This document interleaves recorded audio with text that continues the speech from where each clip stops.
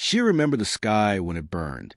Once, Earth had been a cacophony of color and noise, bustling with the energy of billions of human lives. She remembered watching from orbit as cities flared under orbital bombardment. That had been 2 centuries ago. Now silence reigned. Ash blanketed the once lush forests. Oceans once teeming were still and black. She hadn't meant to stay. Her ship had been hit during the retreat. She had crashed in the Euro region, badly wounded and alone. The others had left. The war was won. Earth was scorched, and the Zolari considered the planet a dead zone. But she lived. Her name was forgotten even by her own kind. On Earth, she had adopted silence, blending with the ruins. She scavenged food from caches the humans had left behind. Once, she found a broken doll in the rubble of a collapsed hospital. Its glass eyes haunted her. She didn't know why. She kept to the shadows. In the early years, she encountered rogue drones, malfunctioning automatons, remnants of humanity's last defense network. She learned to dismantle them. Sometimes she used their parts for tools. Other times, she simply watched them wander until their cores died. Then the dreams began. Not her own. Hers were filled with fire. But strange echoes crept into her sleep. Voices. Whispers in the old human tongue. She'd learned the language out of necessity, translating the human archives she found in abandoned bunkers. At first, she thought the dreams were her guilt. She remembered the orbital meetings, the way her commanders laughed at Earth's resistance. Primitive, they had said, emotional, fragile. But the primitives had made them bleed. She saw it firsthand. Zolari ships vaporized by human nuclear lances. Infantry torn apart by kinetic railguns. And always, the humans kept fighting, even when the odds were zero. It had puzzled her then. Now it haunted her. One night, while exploring a shattered metropolis, she found a signal. Weak, analog, ancient, a soft pulse repeating every 10 seconds. If anyone hears this, I am alive. She froze. Her kind didn't use such formats. It was human. Static followed. Then a cough. Day 7,341. Supplies low. If you're human, don't come to Sector Red 9. It's still hot. But if you're not, pause. Then you already know I'm not afraid. The message repeated. She didn't sleep for 2 rotations. Her heart, Zolari hearts beat slower than human ones, but it was racing. Wouldn't let her. Someone was alive. The next week, she tracked the signal. The old human towers had decayed. She climbed one, 600 meters tall, swaying in the wind. At the top, she found the antenna. Improvised, human-made, and inside the building below, signs of habitation. Canned food, solar batteries, burnt logs. But no person. She returned nightly. On the 5th night, she found writing scrawled on the wall in charcoal. You're not hallucinating. I see you too. She didn't understand. She had never revealed herself. On the 7th night, a voice greeted her. You move like a shadow, but you're heavier than a ghost. She turned. A man stood there, maybe 40 years old, beard grown wild, face lined with exhaustion. He didn't raise a weapon. I thought I was the only one left, he said. She said nothing. He nodded. That tracks. The next hour passed in silence. He lit a fire. She remained still, half in the dark. I used to be a systems engineer, he said eventually. Before everything. Worked on orbital platforms. Saw them fall. Still she said nothing. You're not human. She finally nodded. Thought so. You blinked too slowly. That made her pause. No one had spoken to her in decades. No one had made her feel seen. You here to finish the job? He asked. She shook her head. Didn't think so. You'd have done it already. He tossed her a sealed ration. She caught it. Human make. Old but edible. Let me guess, he continued. You got left behind. She nodded again. Hell of a planet to get stranded on. He leaned back, looking up at the collapsed ceiling. You know, I thought I hated your kind. She looked at him. Still kind of do. But now I realize it wasn't your war. Not really. Some general somewhere made the call. People like you and me? We just end up under the weight. She finally spoke. Her voice was hoarse, her language imperfect. You stayed. Why? He chuckled dryly. Not like I had a ride off world. Besides, someone had to remember us. He looked at her directly. What about you? She hesitated. Guilt. He nodded. That'll keep you breathing longer than hope. They didn't speak again that night. She left before dawn. But the next night, she returned. This time, she brought salvage batteries. He had a broken generator. Together, they got it running. It became a pattern. She brought things. He shared knowledge. Maps, safe paths, old supply caches. He taught her how to grow something again, in a rooftop garden, using reclaimed soil and hydroponics. One night he asked, Do your people know you're alive? No, she replied. Would they care? She paused. No. He nodded slowly. Then maybe you're one of us now. Weeks turned to months. She learned more about human resilience than she ever had during the war. This man, who had lost everything, still found time to joke, to build, to teach. One evening, a sandstorm hit. Power lines tore down. Their shelter shook. She braced a wall with her body for 6 hours. He passed out from dehydration. When he woke, he found her sitting beside him, covered in dust and blood. She didn't sleep. He looked at her with new eyes. Not fear, not anger. Something else. Respect. I used to think your kind couldn't feel, he said quietly. That you were machines in pretty skin. But you stayed. I stayed because I saw what you built, she answered. What you refused to let die. She thought about the doll again. The hospital. The broken buildings filled with poetry and music and photographs of people long gone. The Zalari had called humans primitive, but in their final breath, they had sung. She began rebuilding more than just circuits. She asked him to teach her music. He played a recording of a violin. She wept, though she didn't know why. She helped fortify the shelter. They built a radio tower to reach farther, just in case. He joked that maybe somewhere, someone else had survived, maybe even on the moon bases, or Mars. Hope was dangerous. But she found herself believing. One morning, the radio crackled, not with static, with a voice. This is Echo 3 calling any survivors. Respond. He dropped the wrench in his hand. She looked at him, and for the first time in 200 years, she smiled. She didn't know how long she stared at the radio. The static crackled again. This is Echo 3. Repeat, Echo 3 calling any survivors. Please respond. He moved first, slowly, like any sudden motion might spook the fragile miracle. He turned knobs with shaking hands. Echo 3, this is Earth Station 9. We read you. A pause. Then, Earth Station 9, how the hell are you still operational? He looked at her. She said nothing. He leaned back toward the mic. We're patched together with scrap and willpower. Who are you? Another pause. Then the voice returned, clearer this time, tinged with disbelief. This is Lieutenant Anya Soren. Last I checked, I was the only one breathing on Titan. The man laughed, the first real laugh she'd ever heard from him. It sounded like sunlight. Over the next hour, they shared coordinates, stories, fragments of lives shattered and stubbornly pieced back together. Anya had survived in a deep-ice mining outpost on Titan. She'd lost her entire crew during the war's final orbital strike. But the station's AI had kept her alive. If you can hear this, Earth still breathes, Anya had said. I'll come down. Somehow. Just wait. She felt something strange that day. Pride? Relief? A shiver of possibility moved through her. They were not alone. In the weeks that followed, their routines changed. He became more animated. Plans unfolded. Charts appeared on walls, marking optimal satellite paths, tracking supply potential, relaying quantum signal estimates. She watched him come alive.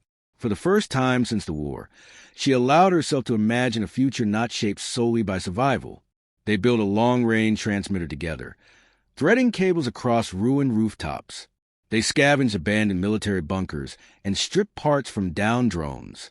One night, While rerouting a power relay, she asked, "If the others return, what will you do?"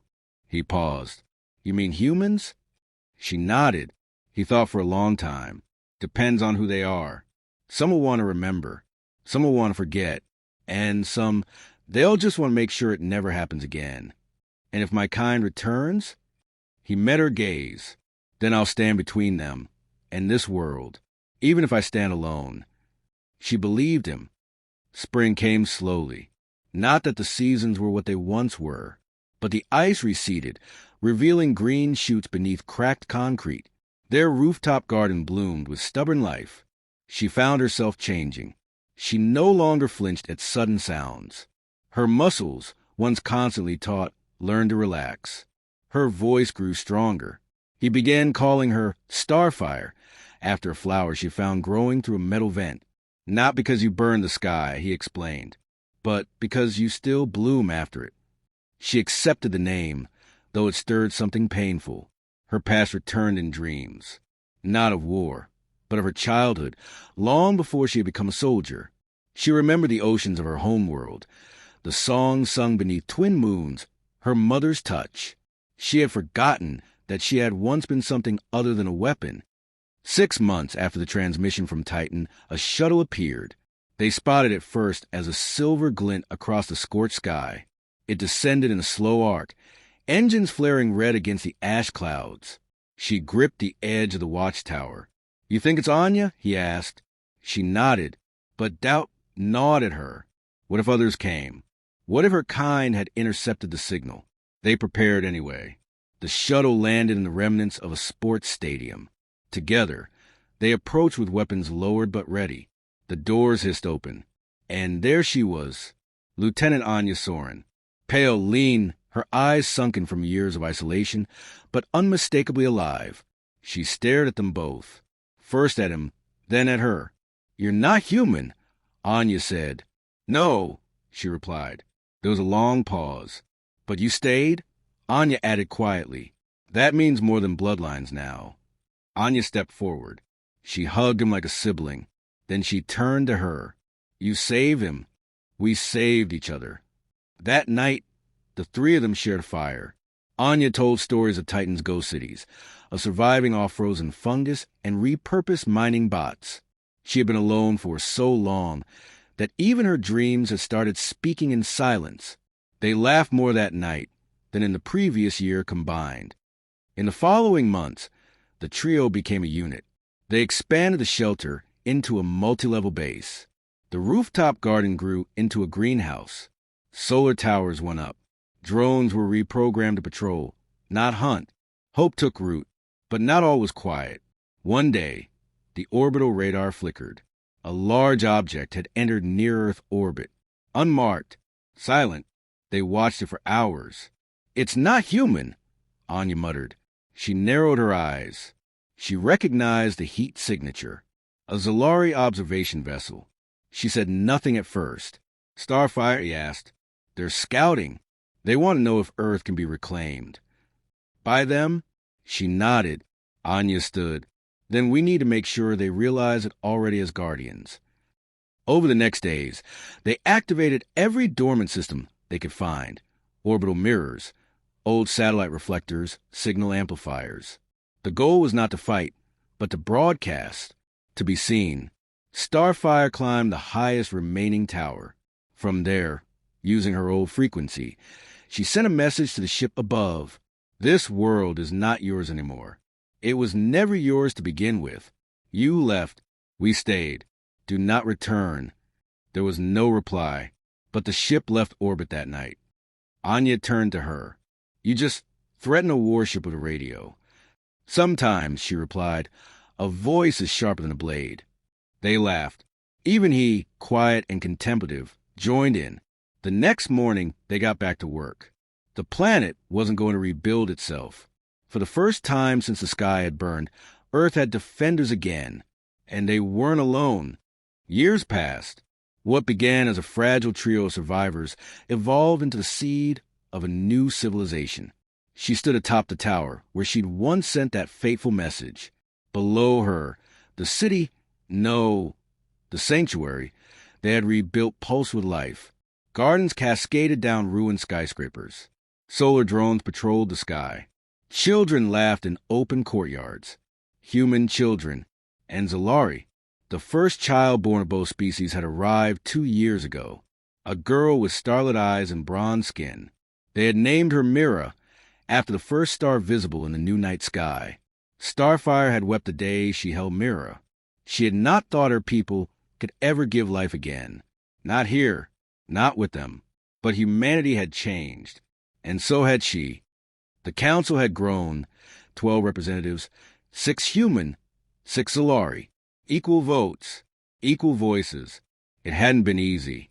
Old wounds ran deep, but time and shared struggle softened the sharp edges. Anya served as head of defense. The man, whose name was now known to all, Elias Ward, served as chief of reconstruction. And Starfire? She became something no one expected. A teacher. She taught Zalari history, human art, alien physics, stories from both worlds. She taught the children that war was not their inheritance, that the past could be remembered without repeating it. But peace was not guaranteed. The day the fleet returned, the sky turned black. Dozens of Zalari warships entered orbit. No hails, no warnings. Starfire stood before the council. Her voice was calm. This is not a recon pass. This is a reclamation. Anya clenched her fists. We don't have the firepower to stop them. Elias said nothing. His jaw was tight. His eyes locked on the map display. A vote was called. 6-6. A tie. They turned to Starfire. As the oldest surviving Zalari on Earth, her voice could break deadlocks. She stood. If we surrender, we teach our children that peace must always bow to power. If we fight, we risk everything we built. But if we show them what we are now, not what we were, we may not need to fight at all. She cast her vote.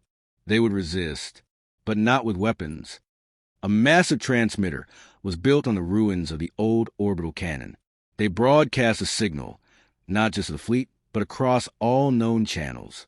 A live feed of the sanctuary, of human and Zalari children playing, of shared meals, of greenhouses bursting with hybrid crops, of laughter. And then Starfire stepped into frame. Her speech was simple. To the fleet above, I am Starfire. I am Zalari. And I am home. This world has suffered. It does not need more conquest. It needs time. It needs peace. You seek to reclaim, but there is nothing left to take. We have made something new. Come see, or leave, but do not destroy what we bled to protect. Then she stepped back. Silence. For a day, the ships held position. Then a single shuttle detached and descended. The Zalari commander who emerged was ancient, scaled in silver and marked with old battle scars. His name was Atraz.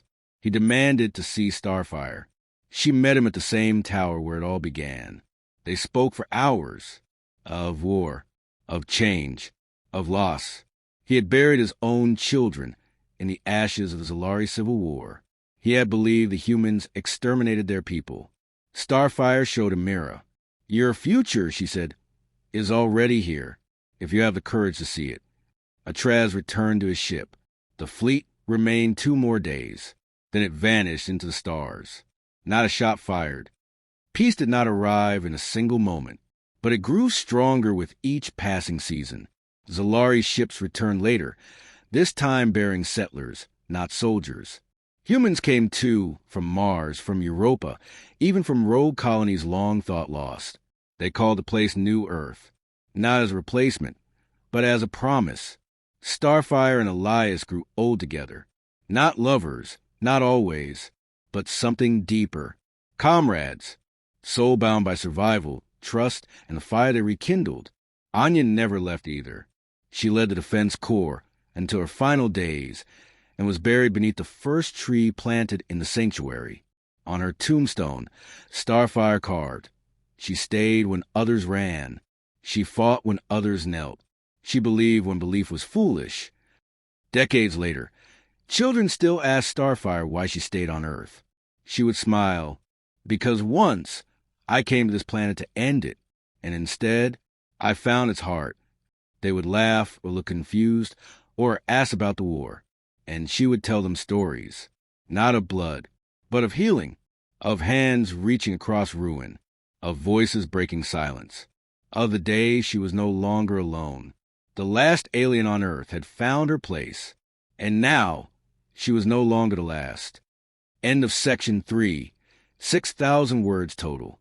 Total story word count, 18,000 words, complete.